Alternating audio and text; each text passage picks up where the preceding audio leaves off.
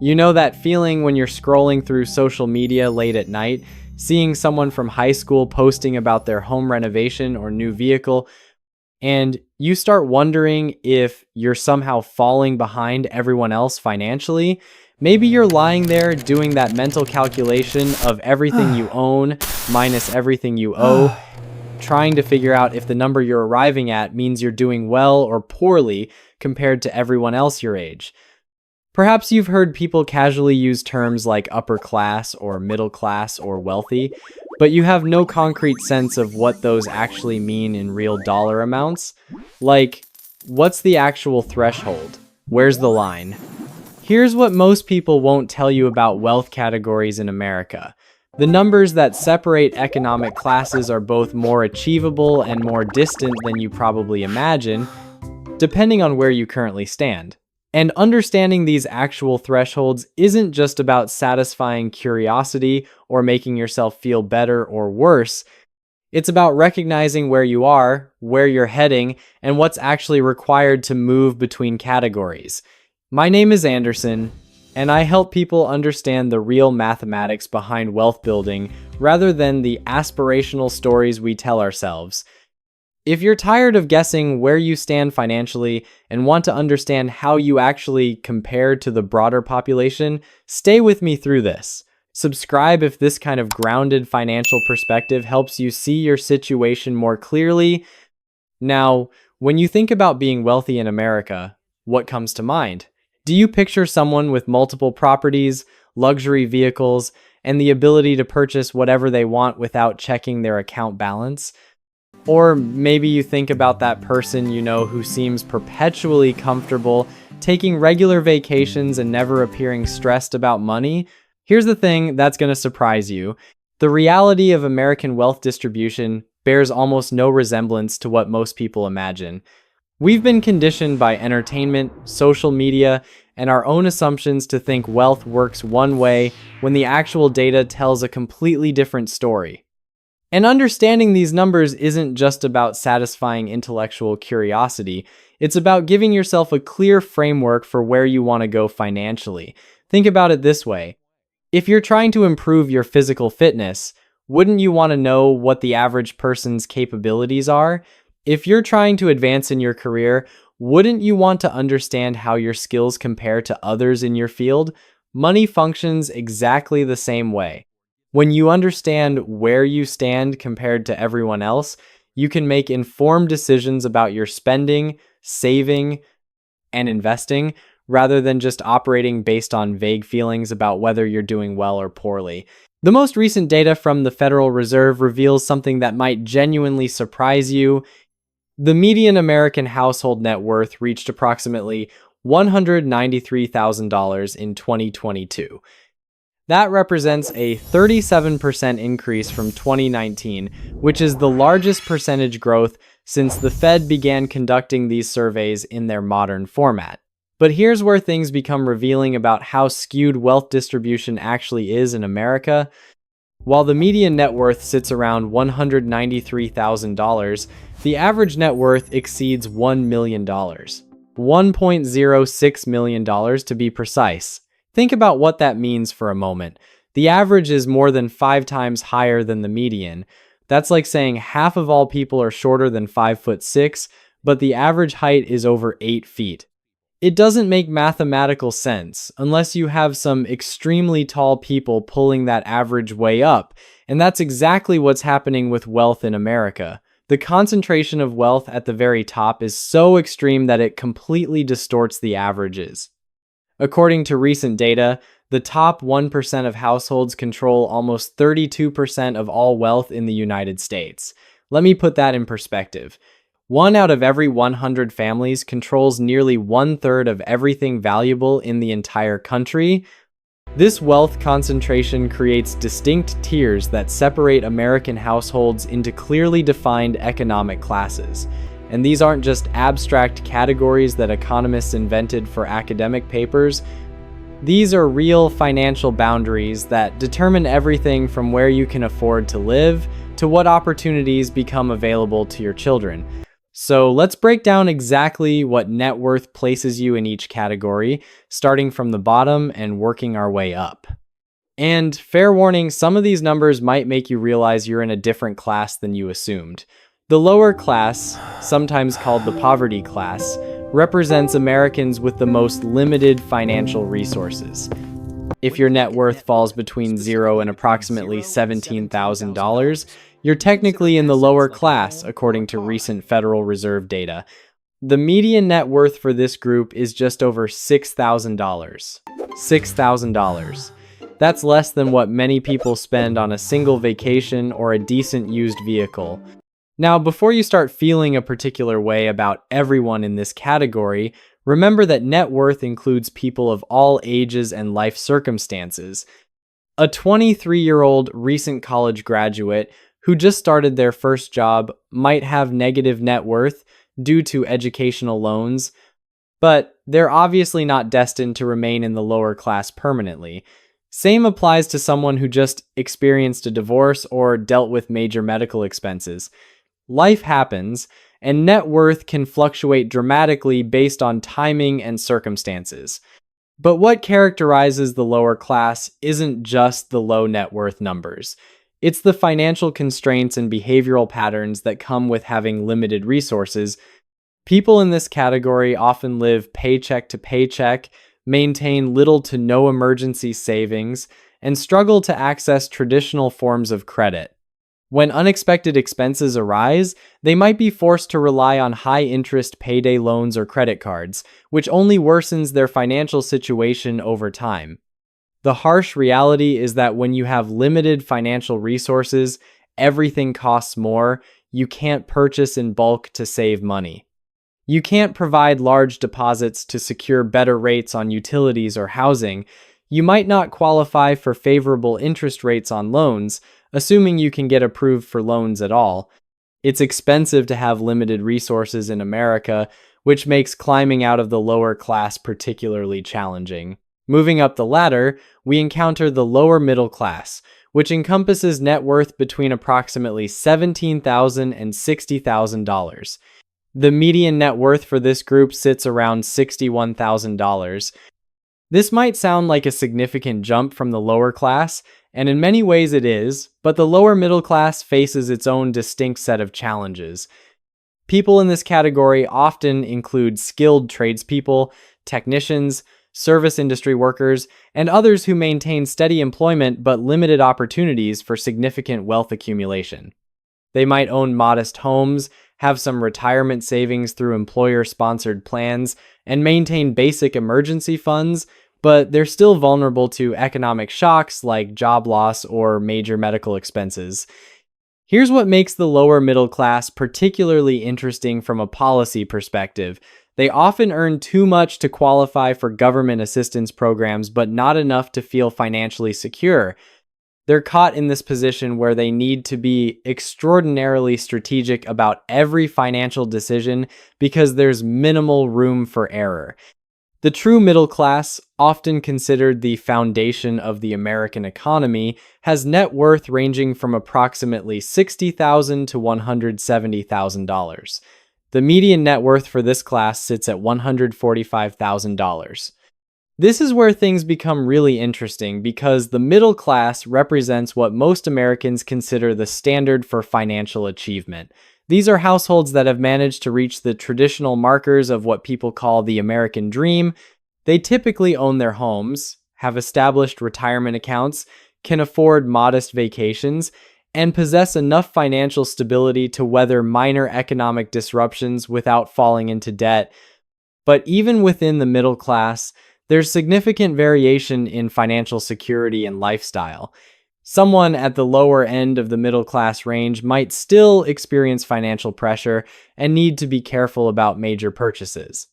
Meanwhile, someone at the upper end might feel quite comfortable and maintain multiple investment accounts beyond their basic retirement savings. What unites the middle class is their ability to plan for the future while meeting current needs. They're not just surviving paycheck to paycheck, but they're also not wealthy enough to stop thinking about money altogether. But here's where the story becomes even more fascinating. because we haven't even discussed the upper middle class yet, and that's where the numbers start becoming really surprising. The upper middle class, sometimes called the mass affluent, is where things start getting genuinely interesting from a wealth perspective. If you have a net worth between $500,000 and $2 million, you've officially entered the upper middle class category. And honestly, this is where many people start feeling like they're actually wealthy, even though they're still technically not considered rich by American standards. Here's something that might surprise you about the upper middle class. Many of these households are what financial planners call Henrys. That stands for high earners not rich yet, and yes, that's actually a real term that financial professionals use seriously. Henrys represent a fascinating segment in American wealth distribution. These are typically households earning somewhere north of $140,000 annually. They're physicians, attorneys, engineers, successful business managers, and other professionals who have leveraged their education and skills into high-paying careers. They live in desirable neighborhoods, send their children to quality schools, and can afford to maximize their retirement accounts without financial strain. Yet, many people in the upper middle class don't actually feel wealthy at all, and that's because of something economists call lifestyle inflation. As their incomes increased over the years, so did their expenses. The modest apartment became a nice house, the reliable used vehicle became a luxury SUV, the occasional dinner out became regular fine dining experiences. Before they realized it, they were earning 3 times what they made a decade ago, but somehow still feeling like they were living paycheck to paycheck. This is actually one of the most common financial traps in America. People assume that earning more money automatically means having more money, but that's only true if you don't increase your spending proportionally.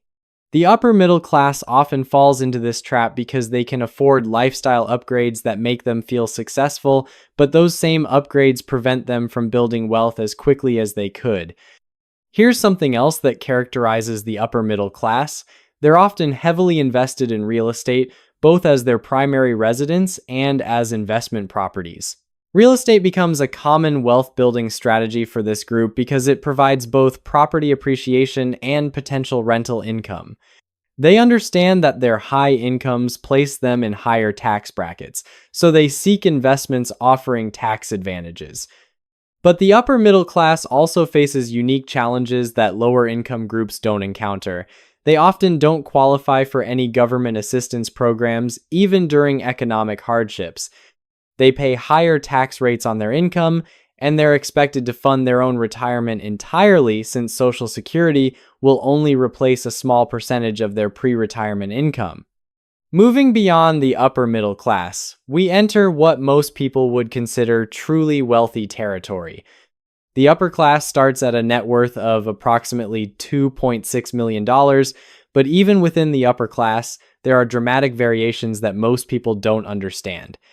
If you have a net worth between $2.6 million and approximately $6 million, you're in the lower tier of the upper class. You're definitely wealthy by any reasonable standard, but you're not necessarily living the lifestyle that most people associate with being rich. You might have a nice house in an expensive neighborhood, luxury vehicles, and the ability to travel extensively, but you're probably still working, still thinking about money, and still making financial decisions based on your budget, even if that budget is substantially larger than most people's. The real separation in American wealth happens when we start discussing the top 1%, and this is where the numbers become absolutely mind-blowing. According to recent data, you need a net worth of at least $5.8 million to enter the top 1% of American households. But here's where it becomes complicated. Different sources provide different estimates for this threshold. Some financial institutions place the top 1% threshold at nearly $12 million in net worth. Others suggest it's closer to $10 million. The variation exists because measuring extreme wealth is incredibly difficult. When someone possesses hundreds of millions or billions in assets, those numbers can fluctuate dramatically based on market conditions, making it challenging to establish exact thresholds. But regardless of the precise number, Reaching the top 1% means you've achieved a level of financial success that's almost incomprehensible to most Americans. You're not just wealthy, you're wealthy enough that your money generates more money than most people earn at their jobs. Your investment returns alone could fund a comfortable middle-class lifestyle for multiple families. And then there's the top 0.1%, which requires a net worth of approximately $62 million. These are people who own or have founded successful businesses, inherited substantial family wealth, or made extremely successful high-risk investments. They have access to investment opportunities that regular wealthy people don't even know exist: private equity, venture capital, hedge funds, and other exclusive investment vehicles that require minimum investments in the millions. What's fascinating about American wealth distribution is how rapidly the numbers escalate as you move up the ladder. The difference between middle class and upper middle class is a few $100,000, but the difference between upper class and top 1% is millions. And the difference between top 1% and top 0.1% is tens of millions.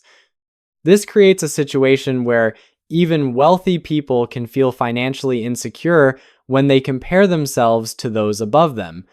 Someone with a $5 million net worth might feel rich until they spend time around people with $50 million net worths. It's all about perspective and social comparison.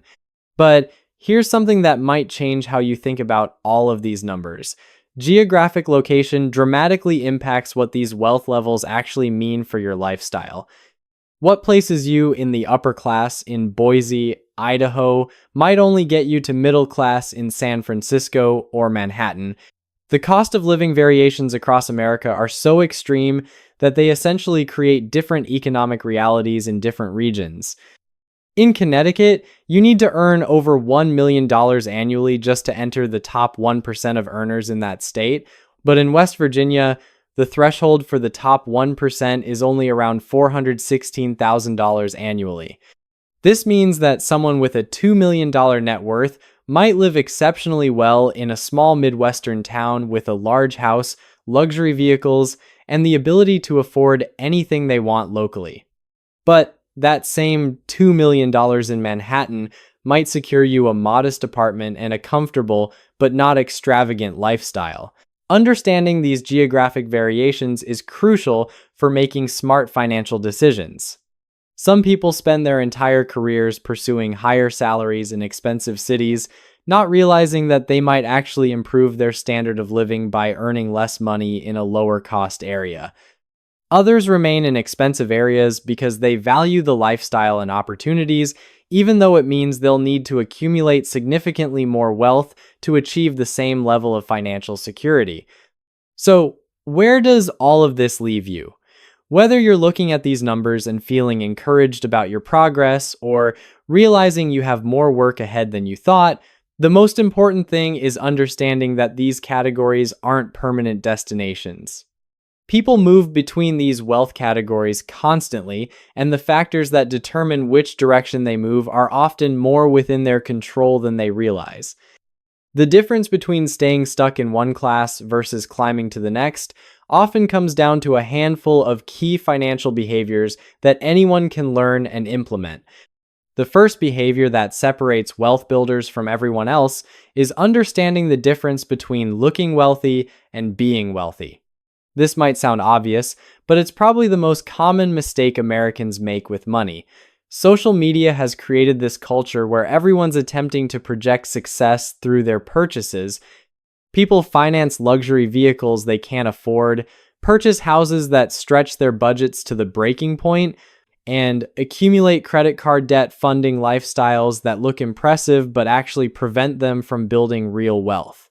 Meanwhile, many genuinely wealthy people drive modest vehicles, live in reasonable houses, and spend money in ways that would surprise you.